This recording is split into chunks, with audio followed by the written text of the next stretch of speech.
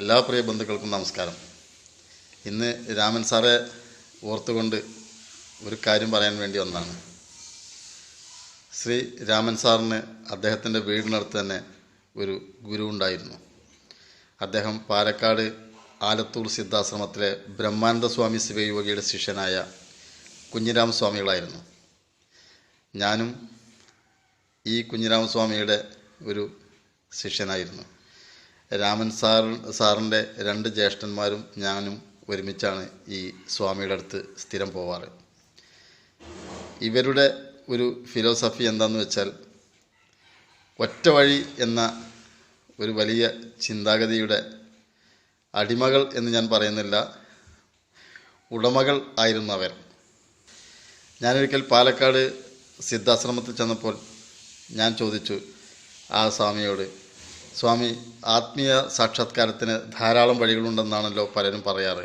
ഉടനെ സ്വാമി എന്നോട് പറഞ്ഞു, ഈ ആശ്രമത്തിലേക്ക് താൻ ഇപ്പോൾ ഒരു വഴിക്കല്ലേ വന്നത്? അതെ, ഈ ആശ്രമത്തിലേക്ക് മറ്റു വഴികളൊന്നുമില്ല. ഇതുപോലെ തന്നെ ആത്മീയ സാക്ഷാത്കാരത്തിന് ഒറ്റ വഴി മാത്രമേ ഉള്ളൂ. അത് ഈ ധ്യാനം പോലുള്ള വലിയ ഒരു സാഹസികത മാത്രമേ ഉള്ളൂ എന്നാണ് അദ്ദേഹം എന്നോട് പറഞ്ഞത്. ഞാൻ ഈ സ്വാമിയുടെ കീഴിൽ കുറേ കാലം നടന്നു. മാത്രമല്ല, മറ്റു വഴികളെക്കുറിച്ചൊന്നും ആലോചിക്കാതെയായി എന്ന് മാത്രമല്ല, മറ്റു വഴികളൊന്നും ശരിയല്ല, ഒറ്റ വഴി മാത്രമേ ഉള്ളൂ എന്ന ഒരു ഉറച്ച ധാരണയിലേക്ക് ഒടുവിൽ ഞാനും എത്തിപ്പെട്ടു. ഇതിനിടയിൽ ശ്രീ രാമൻ സാർ ലോകം മുഴുവനും ചുറ്റി സഞ്ചരിക്കുന്നു, ഓരോ സ്ഥലങ്ങളിൽ പോകുന്നു, അവിടെ പോയ കാര്യം എന്നോട് പറയുന്നു.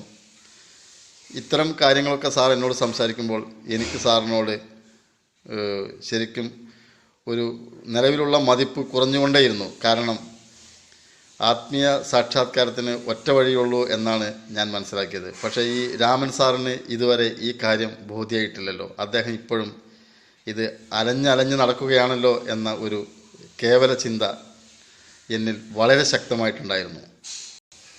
ഇങ്ങനെ ഇരിക്കെ ഒരു ദിവസം ഞാൻ സാറോട് ചോദിച്ചു, സാറേ, നമ്മുടെ ഉള്ളിലാണല്ലോ എല്ലാം ഇരിക്കുന്നത്. ഈ ഉള്ളിലുള്ളതിനെ കാണാൻ വേണ്ടി എന്തിനാണ് ഈ ലോകം മുഴുവനും അലഞ്ഞു തിരിഞ്ഞ് നടക്കുന്നത്? ഉടനെ സാർ എന്നോട് പറഞ്ഞു, ഈ നമ്മുടെ ഉള്ളിലുള്ളത് തന്നെയാണ് പുറത്തും, പുറത്തുള്ളത് തന്നെയാണ് ഉള്ളിലും.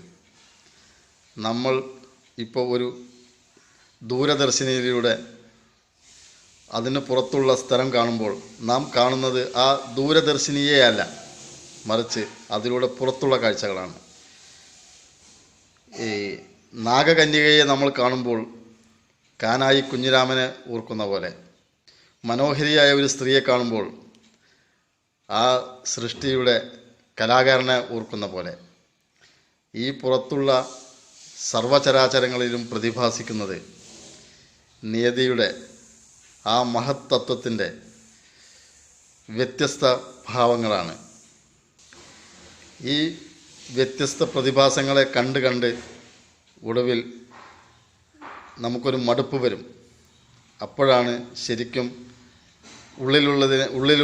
ഉള്ളിലേക്കുള്ള യാത്ര വളരെ സജീവമാകുക.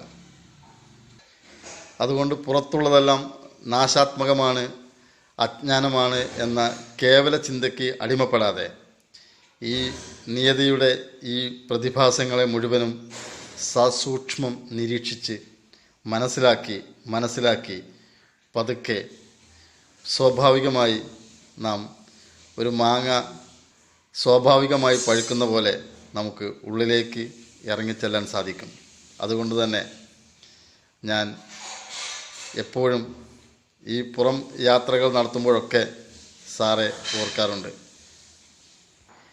ഞാൻ സായിബാബയുടെ അവിടെ ചെന്നപ്പോഴും, അമൃതാനന്ദമയുടെ അവിടെ ചെന്നപ്പോഴും, സുനിൽ സ്വാമിയുടെ, ശ്രീ രവിശങ്കറിൻ്റെ, സൂഫികളുടെ അടുത്തൊക്കെ പോകുമ്പോഴും ഞാൻ കാണുന്നത് ഈ പ്രതിഭാസത്തിനും അപ്പുറത്തുള്ള ആ കലാകാരനെയാണ്. ഇപ്പോഴും ഇടയ്ക്കൊക്കെ സാറിനെ ഓർത്തുകൊണ്ട് പായസത്തിലെ ചട്ടുകം പോലെ ഞാൻ എൻ്റെ യാത്ര തുടരുകയാണ്. എല്ലാ പ്രിയ ബന്ധുക്കൾക്കും നമസ്കാരം.